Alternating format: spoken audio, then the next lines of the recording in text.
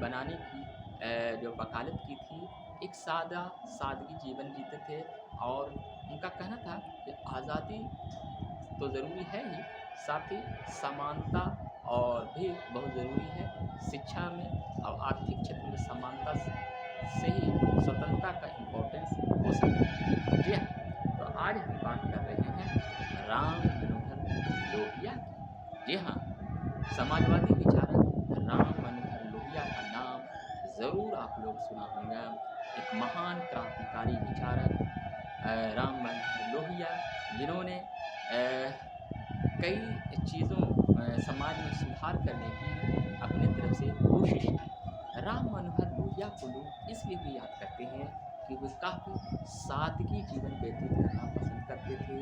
वो लोगों में शिक्षा में और आर्थिक क्षेत्रों में समानता लाने की बात करते थे और साथ ही वो जो है संपत्ति को जमा करने या फिर ज़्यादा धन दौलत इकट्ठा करने, वो तमाम चीज़ों से वो रुचि नहीं थी। वो चाहते थे कि समानता लाई जाए, आर्थिक क्षेत्र हो, शिक्षा के क्षेत्र हो और देश में जो समाज के पिछड़े वर्ग हैं, उन पिछड़े वर्गों में इक्वलिटी लाई जाए।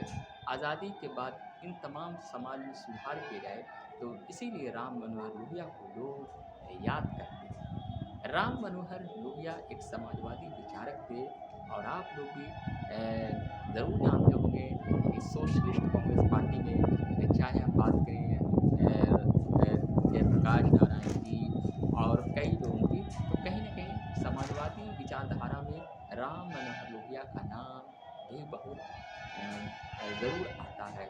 इसको लोग ज़रूर याद करते हैं।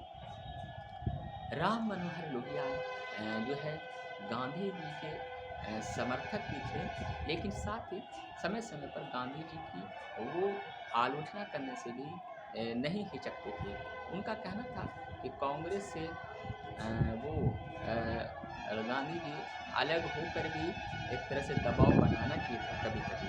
दूसरी चीज़ है कि राम मनोहर लोहिया 1960 में महान क्रांतिकारी ऐसे नेता थे जो कांग्रेस के खिलाफ विपक्ष को एक मजबूत बनाकर कांग्रेस से के खिलाफ उन्होंने एक तरह से विपक्ष विपक्ष को मजबूत करने का आह्वान किया था। खासकर आप लोग को याद होगा कि जब क्रांति हो रही थी, संपूर्ण क्रांति के टाइम जब पूरे देश में कांग्रेस के खिलाफ एक विरोधी लहर चल रही थी, चाहे वो करप्शन का मामला हो, चाहे वो हाइक का मामला हो या फिर जो है कांग्रेस की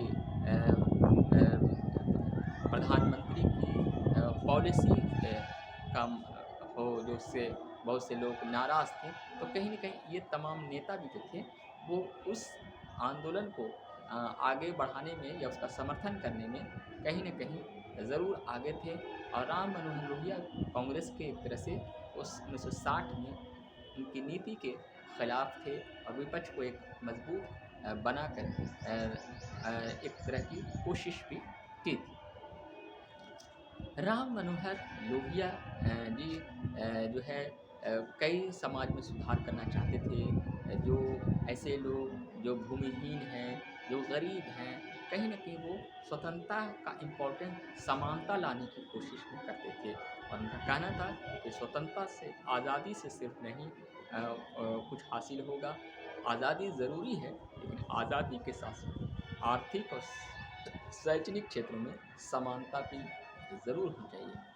कुल मिलाकर हम कहें तो राम मनोहर लोहिया को लोग एक समाजवादी और क्रांतिकारी विचारक के तौर पर, जिन्होंने समाज के पिछड़े वर्गों को इक्वलिटी लाने के लिए कोशिश की, हमेशा याद करेंगे।